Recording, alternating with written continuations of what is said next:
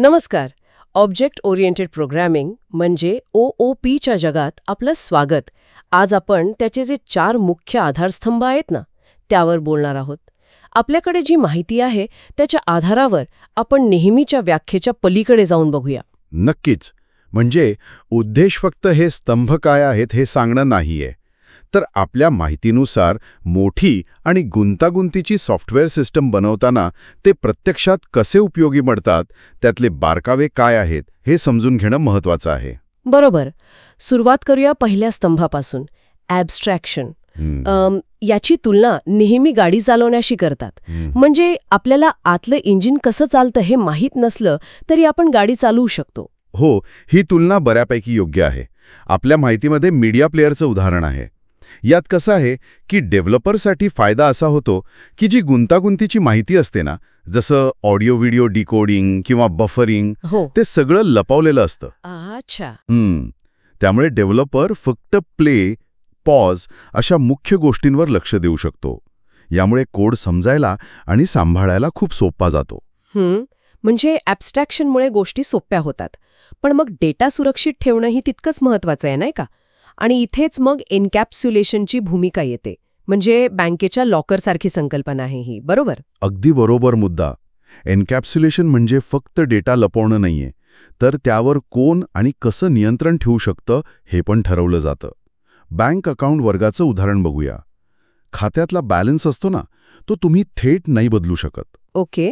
पैसे जमा करायला म्हणजे डिपॉझिट किंवा काढायला म्हणजे विड्रॉ, त्यासाठी विशिष्ट मेथड्स वापराव्या लागतात. आणि सगळ्यात महत्त्वाचं म्हणजे या मेथड्समध्ये तपासणी असते, व्हॅलिडेशन. अच्छा, व्हॅलिडेशन म्हणजे समजा पैसे काढायचे आहेत तर खात्यात तेवढे पैसे आहेत की नाही हे तपासलं जातं. आपल्या माहितीनुसार या तपासणीमुळे डेटा चुकीचा होण्यापासून वाचतो.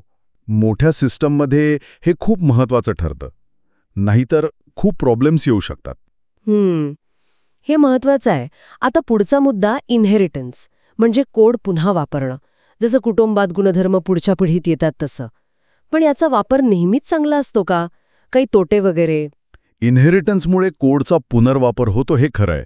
व्हेइकल आणि कार किंवा ॲनिमल आणि डॉग ची उदाहरणं आहेत आपल्या माहितीमध्ये. कार क्लास व्हेइकलचे गुणधर्म घेतो आणि स्वतःचे नवीन पण जोडतो, म्हणजे दरवाजे, AC वगैरे. हो. पण एक सावधगिरीचा इशारा पण आहे. याचा जर अतिवापर केला ना, तर क्लासेसची साखळी खूप गुंतागुंतीची होते. कॉम्प्लेक्स हायरार्की म्हणतात त्याला. अच्छा. आणि मग सिस्टम समजायला किंवा त्यात बदल करायला खूप कठीण होऊन जातं. कधीकधी मग कंपोजिशन हा दृष्टिकोन जास्त चांगला ठरतो. ओके. म्हणजे पुनर्वापर महत्त्वाचा आहे, पण कसा करायचा हे पण विचार करायला हवा. आता चौथा स्तंभ, पॉलिमॉर्फिझम, म्हणजे अनेक रूपे. एकच क्रिया पण वेगवेगळ्या वस्तूंसाठी वेगळ्या प्रकारे काम करते. हे कसं होतं? हो, पॉलिमॉर्फिझम यामुळे सिस्टममध्ये लवचिकता येते. खूप फ्लेक्सिबल होते सिस्टम. ॲनिमल वर्गाचं उदाहरण चांगलं आहे. मेक साऊंड ही एकच मेथड, पण कुत्रा असेल तर वेगळा आवाज, मांजर असेल तर वेगळा. म्हणजे कुत्रा भुंकतो, मांजर म्याऊ करते. बरोबर. पेमेंट प्रोसेसरचं उदाहरण अजून स्पष्ट आहे. एकच प्रोसेस पेमेंट मेथड क्रेडिट कार्डसाठी वेगळं काम करेल, पेपालसाठी वेगळं, बँक ट्रान्सफरसाठी वेगळं. एका टीमचा अनुभव पण आहे यात. त्यांना नवीन पेमेंट पद्धत जोडायची होती, समजा क्रिप्टोकरन्सी. तर पॉलिमॉर्फिझममुळे त्यांना जुन्या कोडला हात न लावता हे सहज करता आलं. वेळ वाचला, चुका कमी झाल्या. अरे वा. म्हणजे हे 4 स्तंभ आपण वेगवेगळे पाहिले, पण त्यांची खरी ताकद ते एकत्र कसे काम करतात यात आहे, बरोबर? अगदी बरोबर. पेमेंट सिस्टमच्या उदाहरणात हे स्पष्ट दिसतंय. पेमेंट प्रोसेसर इंटरफेस आहे ते झालं ॲब्स्ट्रॅक्शन. हो. क्रेडिट कार्ड नंबर मास्क करणं किंवा सुरक्षित ठेवणं ते एन्कॅप्सुलेशन.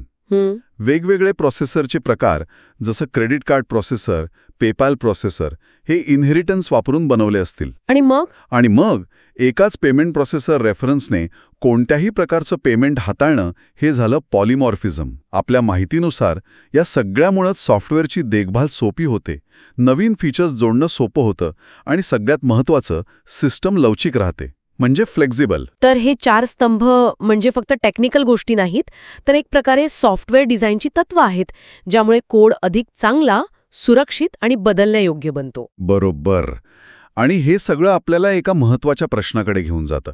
म्हणजे एखाद्या विशिष्ट परिस्थितीत इनहेरिटन्स वापरायचं की कंपोजिशन, कोणता दृष्टिकोन चांगला ठरेल? किंवा मग आपण सॉलिड प्रिन्सिपल्सबद्दल ऐकतो, ते या 4 स्तंभांना अधिक प्रभावीपणे वापरायला मदत करतात. यावर विचार करणं नक्कीच आपल्या डिझाईन स्किल्सना अजून पुढच्या पातळीवर नेईल.